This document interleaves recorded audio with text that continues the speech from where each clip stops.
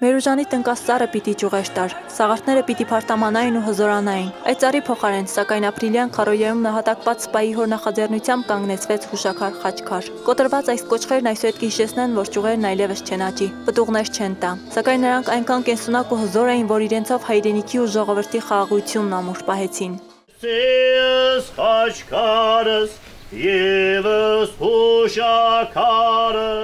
Մավան աշկերին անվախ անթարթ նայելով նրանք անվարան առանց երկմտելու քայլեցին ընդառաջ։ Հայրենիքի փրկության նժարը եղավ ծանրակշիռ եւ հայ զինվորն իր կյանքը չխնայեց հանուն հայրենիքի եւ հանուն գալիքի։ Ուրեմն ամեն բան, որ աստվածային է, ուրեմն սրբություն է եւ մեր քաջորդիները այս գիտակցումով իրենց կյանքը նվիրեցին իրենց սրբություններին։ Նրանք հավերժացան, նրանք չոչնչացան եւ չդադարեցին։ Խորհրդանշական հուշաքարը դարձավ կենթանի վկան նահատակված հերոսների անմաս սխրանքի։ Այն կոչ է ուղղված սերունդներին, որ գնահատեն եւ փայփայեն խաղաղությունը, որ այնքան թանկ գնով է ձեռք բերվել։ Իրենց կյանքի գնով խաղաղություն են ստեղծել, որովհետեւ հետագա սերունդները խաղաղ ապրեն։ Թող նմանատիպ հուշարձանները վերջինը լինեն։ Չկրկնվեն այսպիսի դեպքեր, այսպիսի պատմություններ, թող մեր ժողովուրդը խաղաղ ապրի։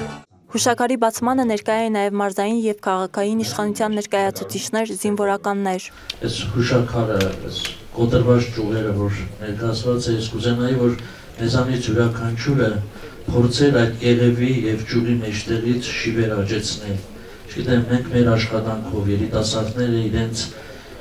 բարքով, վարքով ուրիշ բան չեն կարող անել այս մեր տղաների համար, մեր ժառանգների համար։ Ես եւս մեկ անգամ ուզում եմ շնորհակալություն հայտնել սիրից ծնողներ, որ դուք արժանապատիվ տանում եք այս մեծ ցավը։ Հերոսները միշտ մեծեր են մնալու։ Հավերժ փառք մեր հերոսներին, որ նրանք այսօր կարողացան իրենց կյանքի գնով պահպանել մեր սահմանները եւ այսօր մենք այստեղ խաղաղ ապրում ենք։